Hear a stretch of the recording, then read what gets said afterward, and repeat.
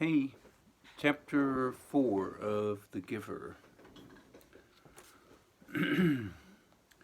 Jonas rode at a leisurely pace, glancing at the bike ports beside the buildings to see if he could spot Ashers.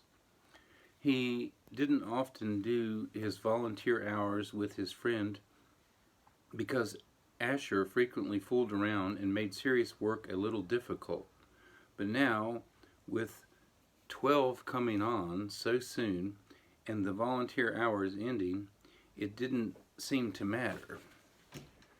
The freedom to choose where to spend these hours had always seemed a wonderful luxury to Jonas. Other hours of the day were so carefully regulated.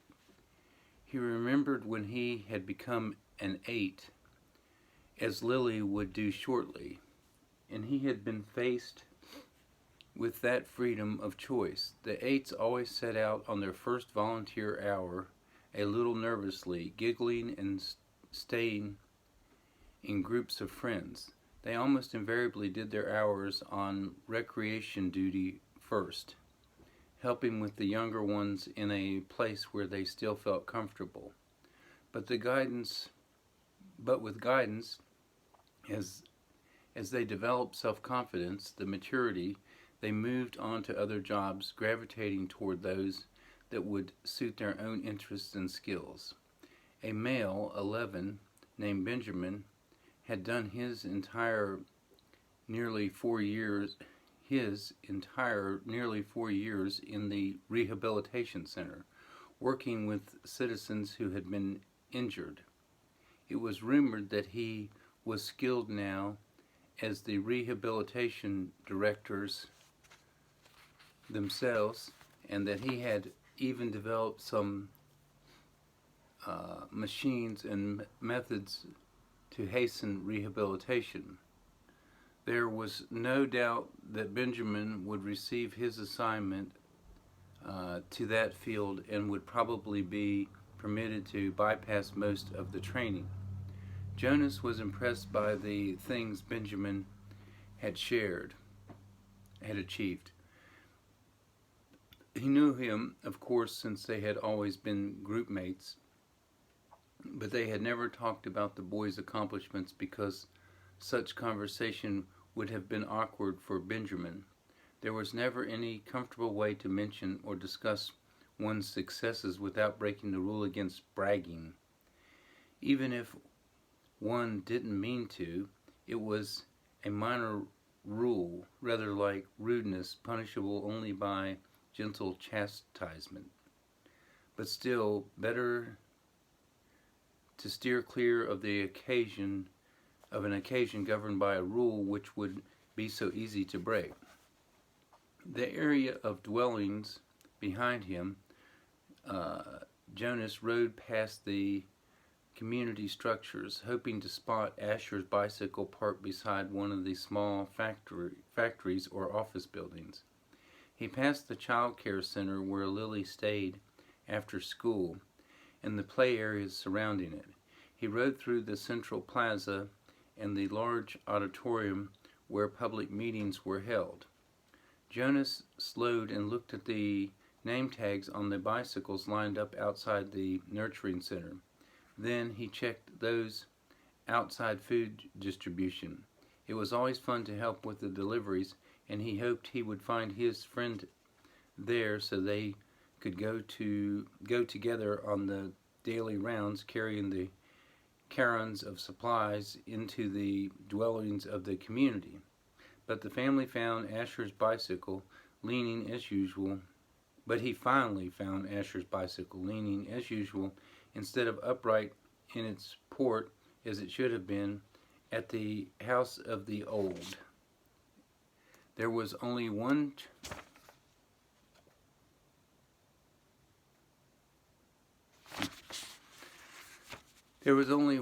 other child's bicycle there, and that of a female 11 named Fiona. Jonas liked Fiona. She was a good student, quiet and polite, but she had a sense of fun as well, and it didn't surprise him that she was working with Asher today. He parked his bicycle neatly in the port beside theirs and entered the building. "Hello, Jonas," the attendant at the front desk said. She handed him a sign-up sheet and stamped her own official seal beside his signature. All his volunteer hours would be carefully tabulated at the Hall of Open Records. Once, long ago, it was whispered among the children, and 11 had arrived at the ceremony of 12 only to hear a public announcement that he had not completed the required number of volunteer hours and would not therefore be given his assignment.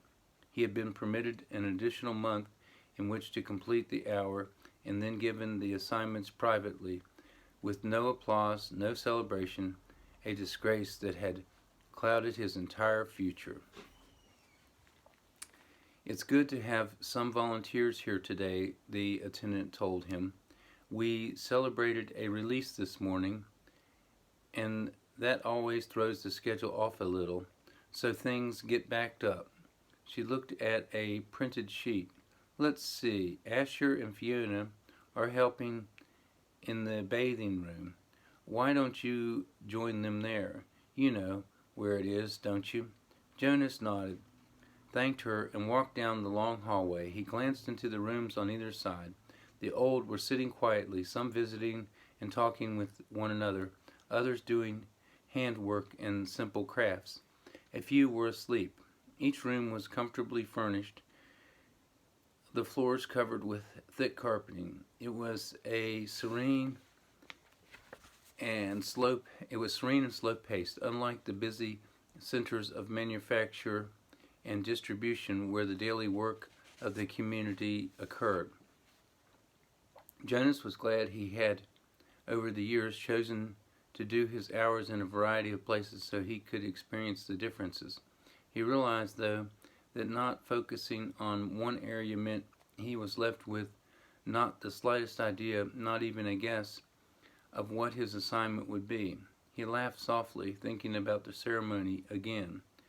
Jonas, he teased himself, but he suspected that with the dare so near, probably all the friends were too. He passed a caretaker walking slowly with one of the old in the hall. "Hello, Jonas," the young uniformed man said, smiling pleasantly. The woman beside him, whose arm he held, was hunched over as she shuffled along in her soft slippers. She looked toward Jonas and smiled, but her dark eyes were clouded and blank. He realized she was blind. He entered into the bathing room with its warm, moist air and scent of cleansing lotions. He removed his tunic, hung it carefully on the wall hook, and put on the volunteer's smock that was folded on a shelf. "Hi, Jonas," Asher called from the corner where he was kneeling beside a tub. Jonas saw Fiona nearby at a different tub. She looked up and smiled at him, but she was busy, gently washing a man who lay in the warm water. Jonas greeted them and the caretaking attendants at work nearby. Then he went to the row of padded lounging chairs where the others of the old were waiting. He had worked here before. He knew what to do. "Your turn, Larissa," he said, reading the name tag on the woman's robe. "I'll just start the water and then help you up." He pressed the button on a nearby empty tub and watched as the warm water flowed in through the many small openings on the sides. The tub would be filled in a minute and the water flow would stop automatically. He helped the woman from the chair, led her to the tub, removed her robe, and steadied her with his hand on her arm as she stepped in and lowered herself. She leaned back and sighed with pleasure, her head on a soft cushioned headrest. "Comfortable?" he asked, and she nodded, her eyes closed. Jonas squeezed cleansing lotion onto the clean sponge at the edge of the tub and began to wash her frail body. Last night he had watched as his father bathed the new child. This was much the same. The fragile skin, the soothing water, the gentle motion of his hand, slippery with soap. The relaxed, peaceful smile of the woman's face reminded him of Gabriel being bathed. And the nakedness, too. It was against the rules for children of adults to look at another's nakedness, but the rule did not apply to newborn or the old. Jonas was glad. It was a nuisance to keep oneself covered while changing for games, and the required apology if one had by mistake glimpsed another's body was always awkward. He couldn't see why it was necessary. He liked the feeling of safety here in the warm and quiet room. He liked the expression of trust on the woman's face as she lay in the water, unprotected, exposed, and free. From the corner of his eye, he could see his friend Fiona help the old man from the tub and tenderly put his thin, naked body dry with an absorbent cloth. She helped him into his robe. Jonas thought Larissa had drifted into sleep, as the old often did, and he was careful to keep his motions steady and gentle so he wouldn't wake her. He was surprised when she spoke, her eyes still closed. This morning we celebrated the release of Roberto, she told him. It was wonderful. I knew Roberto, Jonas said. I helped with his feeding the last time I was here, just a few weeks ago. He was a very interesting man. Larissa opened her eyes happily. They told his whole life before they released him, she said. They always do. But to be honest, she whispered with a mischievous look, some of the tellings are a little boring. I've even seen some of the old fall asleep during the tellings. When they released Edna recently, did you know Edna? Jonas shook his head. He couldn't recall anyone named Edna. Well, they tried to make her life sound meaningful, and of course, she added primly, all lives are meaningful. I don't mean they aren't. But Edna, my goodness, she was a birth mother, and then she worked in food production for years until she came here. She never even had a family unit. Larissa lifted her head and looked around to make sure no one else was listening. Then she confided, I don't think Edna was very smart. Jonas laughed. He rinsed her left arm, laid it back in the water, and began to wash her feet. She murmured with pleasure as he massaged her feet with the sponge. But Roberto's life was wonderful, Larissa went on after a moment. He had been an instructor of 11s. You know how important that is. And he had been on the planning committee. And goodness, I don't know how he found the time. He also raised 2 very successful children, and he was also one who did the landscaping design for the Central Plaza. He didn't do the actual labor, of course. Now you're back. Lean forward and I'll help you up. Jonas put his arm around her and supported her as she sat. He squeezed the sponge against her back and began to rub the sharp-boned shoulders. Tell me about the celebration.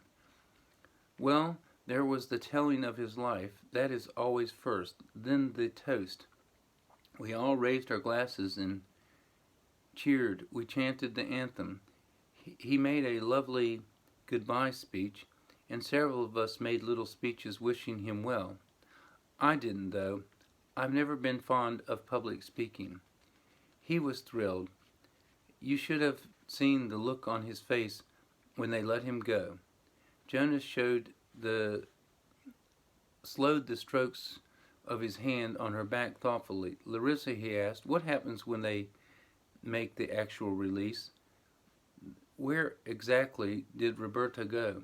She lifted her bare wet shoulder in a small shrug. I don't know.